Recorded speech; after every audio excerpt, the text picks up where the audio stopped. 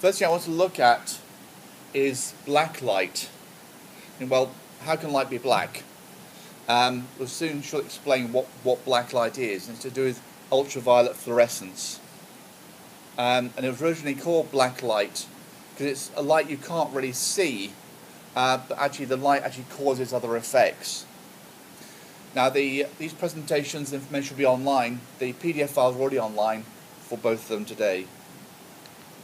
Right, so we're going to look at what is it, a little bit about the history of fluorescence, some things to do with terminology, which is quite important, quite a lot of confusion over names. Why does it occur? Aspects of how you actually take photographs of blacklight or what it affects, and looking at what actually fluoresces. But first of all, what is it? Wood's light, or blacklight, was discovered or invented by Professor Woods, and in 1919, using a dense cobalt blue glass, often called a Woods lamp in his honour, he actually kind of created and found fluorescence. People have seen it before, but it wasn't actually easy to reproduce or create.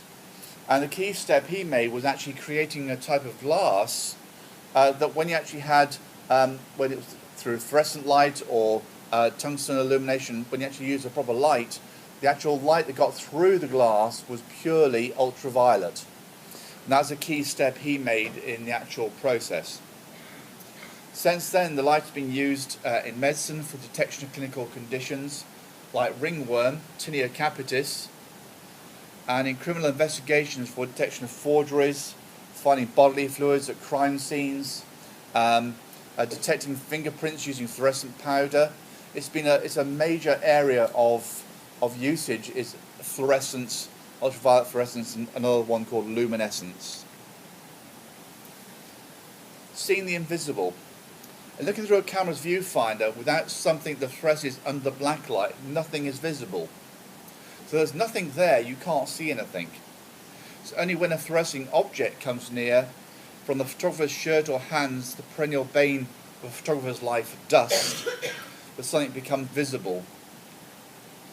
If you put your hand underneath, your hand will fluoresce, because your hand's got sebum on it and other secretions which are quite natural, so our fingers tend to fluoresce blue under the ultraviolet light. So what are its origins?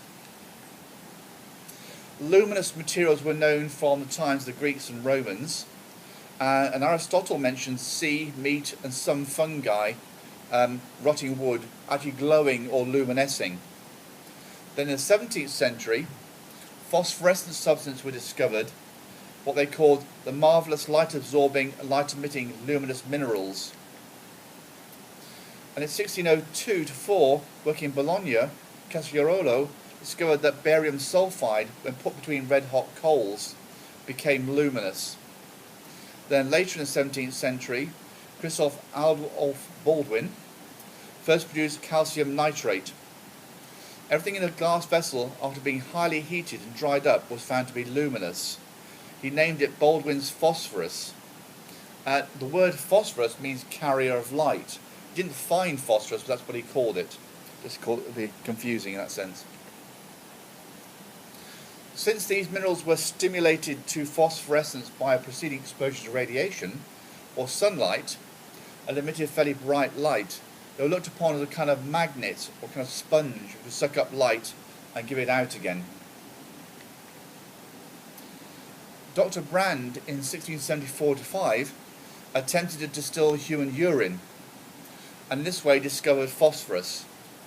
If you ever go into the Derby Museum and look at the painting by Joseph Wright, the alchemist, this is what he's doing. This is why the vessel's glowing. It's actually kind of luminous or phosphorescent, and this is the kind of thing that Joseph Wright certainly depicted. So although it looks like a very pleasant picture, it might not have been, depending on what he's distilling in that flask.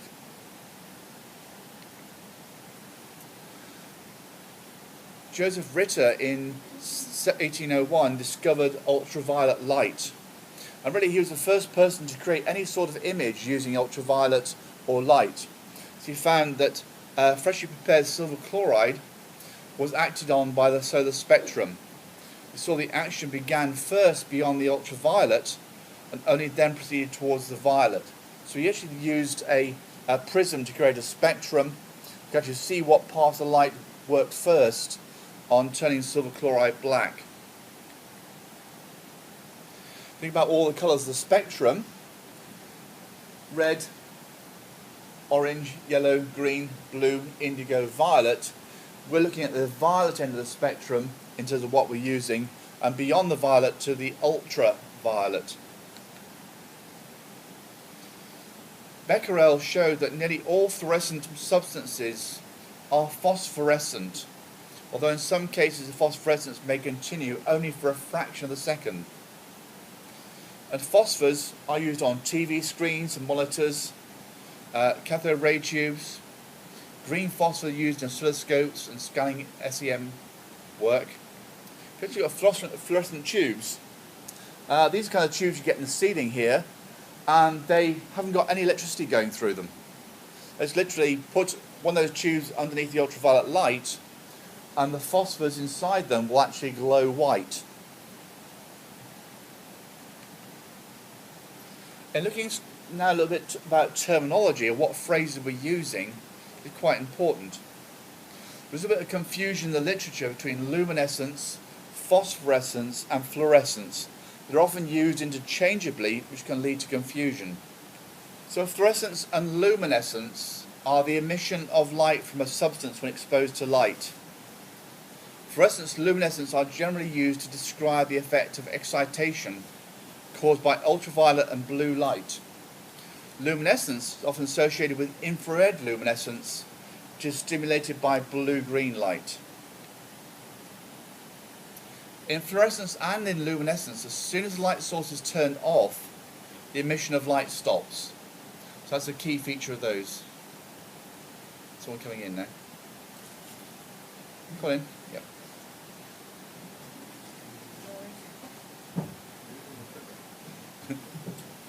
Sorry, there's no usher to show you to your seat at the moment. Sorry, yeah. Substances that fluoresce on their own are said to autofluoresce. So those things like the eggs and the oil, that's autofluorescence. So you're not having to use any other dye or substance to make them fluoresce. The fingerprints, they will fluoresce to a certain extent on their own, or autofluoresce, but it's a lot easier when you use kind of fluorescent powders, and that's adding a fluorescent marker to it. So you can actually use to make things that are slightly fluorescent or non-fluorescent actually fluoresce. Classic ones for these are things like metal breaks or cracks in metal. If dust a fluorescent powder across it, you can actually see the cracks more easily in the metal. Fluorescent can also include the action of blue or blue-green light on chemicals. If anyone's ever gone in for an eye test for contact lenses, they'll normally put a little bit of dye of fluorescein in your eye and use a blue light. And that's just to check the actual contact lens is fitting properly across the eye. There's no pooling of the fluorescence, which might be caused by an ill-fitting contact lens. One common use then is this fluorescein, and this fluorescein is a green-yellow. It's used in contact lens assessment and also in eye conditions diagnostically, so it might be injected as well. Phosphorescence is the emission of light from a substance when exposed to light, which continues after the light source is turned off. In phosphorescence, light is absorbed by the material and it's released over a period of time. You can get bioluminescence, things like the anglerfish, other squids, quite a lot of other animals, or fish especially, emit light, fireflies, glowworms. Now here, light is created by physiological or chemical means within a biological organism. Chemiluminescence is light created by a mixing of two chemicals which react, and then energy is released in the form of light. Normally expect two chemicals mixed together, you either get an increase in temperature or a decrease. Sometimes you can actually get light forming. If you use those chemical sticks, you break them and then wave them around in the air or wear them as earrings, they're using chemiluminescence. ran out of those because someone's used them all up. Another one, Triboluminescence, is a grinding two certain crystalline substances together, literally two rocks together. When you grind them, you can actually create light. Also, you can get sugar when crushed. Sparkles are visible. If you have an envelope, you can actually, if you open an envelope sometimes, a sticky glue, you see little sparkles of light, or blue light coming off where the glue, the molecules are stretching, and light's emitted from that kind of change in molecular structure. Incandescence is the emission of light by materials solely because it's heated, because when thermal energy is transformed into light energy. Classic one is, for example, carbon particles in a candle flame, liquid or molten metal, and this emits a continuous spectrum of colour. So, why does it occur? Light causes chemical reactions. Whatever we do with light, think about it in terms of photography, that's what photography relies on. A reaction between light and the CCD chip in a camera, or between light and silver. And John William Draper recognised that in every chemical change in a substance caused by light, light rays of a definite wavelength are absorbed. And it's this absorption which produces a photochemical change. Stokes employed fluorescent substances in 1852 and found that quartz transmits most ultraviolet rays, which led Crookes to the spectrography of the ultraviolet region using the wet collodion process. That's a photographic process. So early on in the actual use of photography, people were using the actual plates to actually look at other scientific aspects they can use photography for. In 1901, Max Planck demonstrated the absorption emission of light, which is of a photoelectric nature, takes place in so-called quanta, or packets of energy. Coming on now here to atomic theory and how it actually works. Following on from Planck, in 1905, Einstein showed that radiation exists in packets in all circumstances and gave the name photons to the free-travelling quanta of light. So, what happens? When light is absorbed, an electron or electrons move to higher energy levels. This increases the energy level of the molecule. Absorption of light involves a transfer of energy, HV, from light to individual molecules in the chemical. So if you imagine under the most normal circumstances, electrons quite happy going around in the shell orbiting the nucleus. You've got a nucleus and you've got shells and you go out in which new electrons sit. So if you look close up at that electron, pretend it's orbiting, then ultraviolet light hits the electron and that packet of energy is absorbed by the electron. It moves out to the outer shell to a higher energy level. Then, because that's unstable, it moves back down again and emits light of a lower energy. So some energy is lost in that process. So the ultraviolet light hits the electrons moving around, it goes to a higher energy level, then goes back down to a lower energy level, and as it does that, it emits light. The longer the wavelength of light, generally the less energy. Do you want lights back on again there? Are you okay?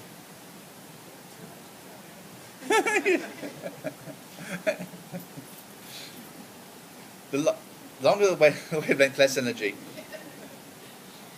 The shorter the wavelength, the more energy. So light actually has an energy.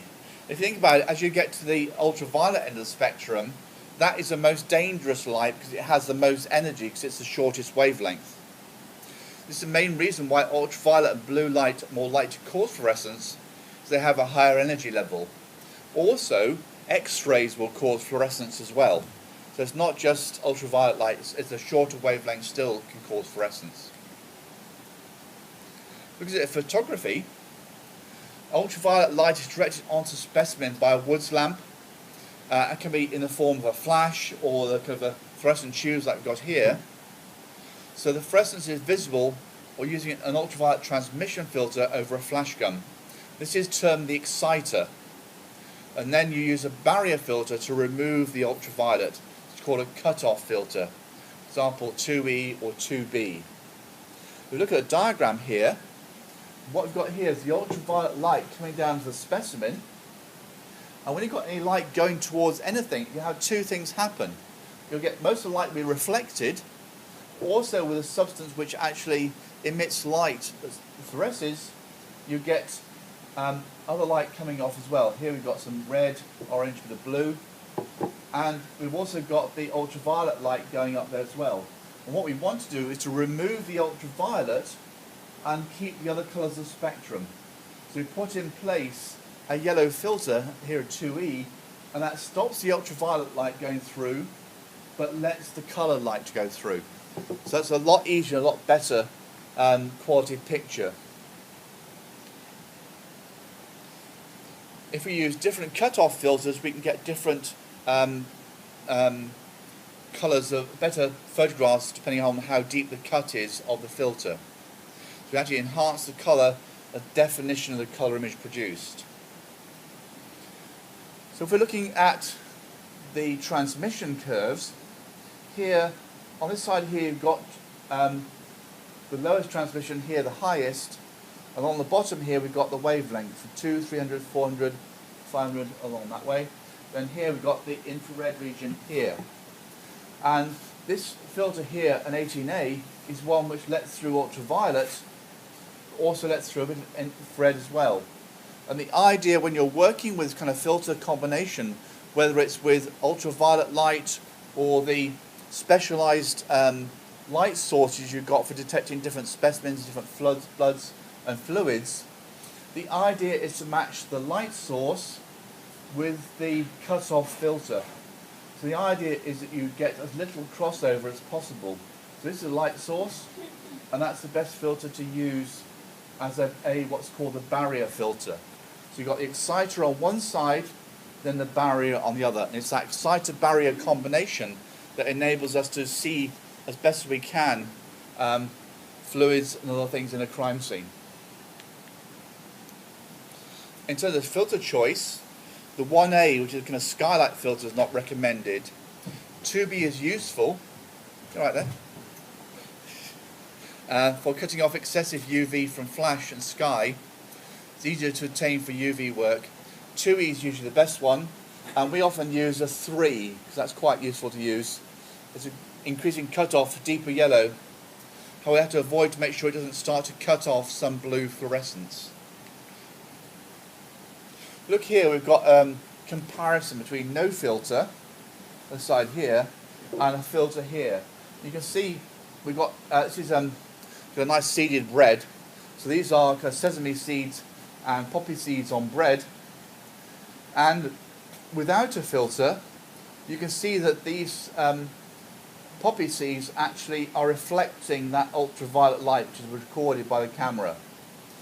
But when you actually put the filter in place, you can see you haven't got they're really black. There's no fluorescence from them, and so it actually just removes that ultraviolet light. You can see the bane of life, got bits of fluff and dust everywhere on things as well. So it's important to make sure that filters do not fluoresce in the UV, as this reduces image quality. You can also start to use colour compensating filters to improve the purity of the colours. What's called CC20 yellow, and also a light balancing filter called an 81EF. It's brownish, and it's used to slightly reduce the colour temperature. Exposure. We're mainly using digital now, which is nice and easy, and exposure times are of the order of 1 to 10 seconds. Normally use about f5.6 to f8, maybe longer with faint fluorescence. So we need to allow for, if we're using film, we would need to allow for reciprocity characteristics. If we're using digital, most of the time digital works perfectly okay. 100 ASA is fine. Most time people say you should use a much higher film speed. We've generally tended to find that if you actually use your usual film speed of 100 ASA, it works perfectly well and gives you better colour saturation. If you use 400, 800 or 1600 on the camera, may be easier in terms of exposure time, but generally the actual pictures are of poorer quality. As the light captured by the camera once the reflected ultraviolet has been removed is that emitted by the subject, the image is often soft in appearance, especially if you overexpose. And the exposure is determined by the strength of emission of the substance. Some are very strong or others are weaker. In a normal situation when you're taking photographs, you put the light source in, you measure that light source, and you find, right, that's the exposure. But with fluorescence, some substances fluoresce more strongly than others.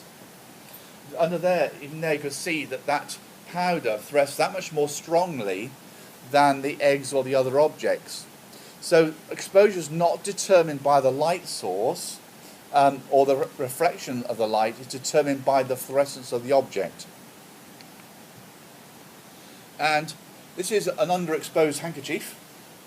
You see here, you can still see you've got the stripes, things like that on the pattern of the handkerchief. If you overexpose, it looks like that. Because basically there's too much, because it's white. White things fluoresce very strongly under the ultraviolet, so you get that effect. A lot of things fluoresce, a lot of things that you buy every day, and the reason why these fluoresce is to catch your eye in the shop. If you think about it, you've got fluorescent tubes overhead in the shop, and although you can't see the ultraviolet light, they do emit a certain amount of ultraviolet light. Therefore, objects like fluorescent pencils, post-it notes, pencil erasers, anything like this, all those kind of things fluoresce in the ultraviolet. They're designed that way because it attracts your eye and attention, makes you more want to buy them in the shops. There used to be a debate about daylight or tungsten film or digital, but digital now is the kind of the best way to go forward. Daylight film occasionally used to get quite a blue cast on the film if you don't use the filters correctly. And we tend to set the cameras on daylight when we're working with digital rather than auto white balance, because auto white balance can sometimes confuse the camera. If doing comparative work, it's important to take a control photograph under normal light to compare the effect of fluorescence. As with any kind of experimental work, a control is essential. So you'll have, for example, here a stalagmite. You've got the control photograph here and the ultraviolet fluorescence on the other side. You'll see this bit of rock here embedded in the stalagmite that actually doesn't fluoresce. It's only the aragonite of the actual stalagmite that fluoresces. So, what kind of things fluoresce? My first introduction was very much photographing things like electrophoresis plates, and later on I basically try to find as many subjects that fluoresce as possible, and also from the literature to see what does and doesn't work. So that's an electrophoresis plate, and that's actually looking at an extract of tansy. And tansy has one chemical which causes quenching in one area that can cause problems and dermatitis, things like that. The origin of this was from the dermatology department. But obviously if you're doing chromatography and using fluorescence, ultraviolet fluorescence to see things, you can record that using photography. One or two other students in the past have actually, there are small kind of, you know, upstairs in the lab you've got small boxes which give fluorescent light out onto your SEMs, onto your scans, and any chromatography you've done. You can actually record the ultraviolet fluorescence of those using a camera and filter.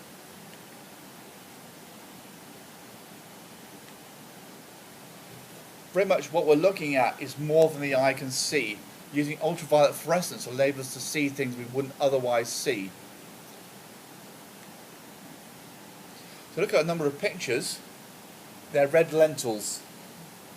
I'm not sure why, but red lentils fluoresce. It was purely accidental finding out, but it's quite an interesting photograph. And eggs fluoresce very much under ultraviolet. That's a goose egg, a duck, which is a faint blue, and a hen's egg, which is red when it fluoresces. There's also been some scientific work done on this area because, as you can see, a little bit of bird shit detect on the egg. If you actually want clean eggs, they've also got to be washed and cleaned and go through a process. And detecting that kind of thing can be done quite easily by ultraviolet light.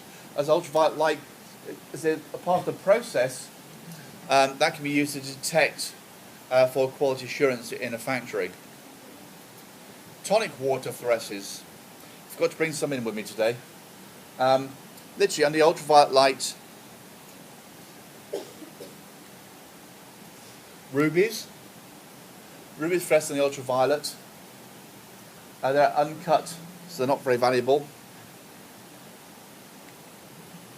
Lichens fluoresce. That's a lichen called Cladonia gracilis. And some of them fluoresce different colours. They're a bit yellow. Again, with lichens, that's usually a very, very long exposure because they're weak fluorescers.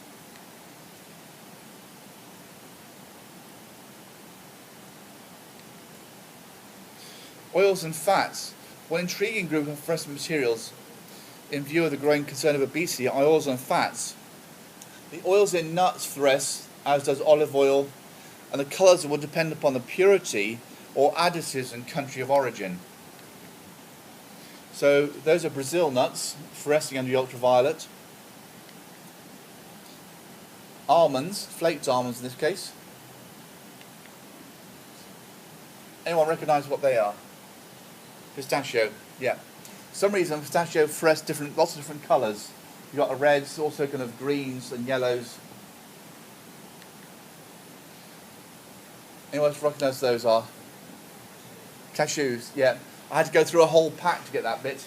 There's 3 of them. You know, there's a bit often breaks off. Different oils. There's a small vessel to contain oils, and these different. One of them's sesame seed oil. The others are olive oils. So different regions actually oils fluoresce differently. That should be fairly easy to work out what that one is.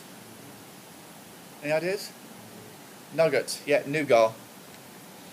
And of course it's a nut that's fluorescing in it, as well as the and the actual sugary part is fluorescing slightly, but the nuts are those different colours. Slightly strange. Again, another nut bar. This is this occasion when you can actually eat what you photograph. We may not ever see black light with our eyes except the very hint of indigo or violet. We can see and wonder at its effects. Those are my old plastic glasses. Plastics fluoresce. A lot of things fluoresce in daily life. There are a number of web links at the end of the presentation for you to have a look at if you want to. I've got some more images, if I can just quickly flick through 1 or 2. Budgies fluoresce in the ultraviolet. Obviously minerals fluoresce, quite a common thing for geologists to look at, fluorescing minerals. At the bottom some more images on my website as well, at the bottom there.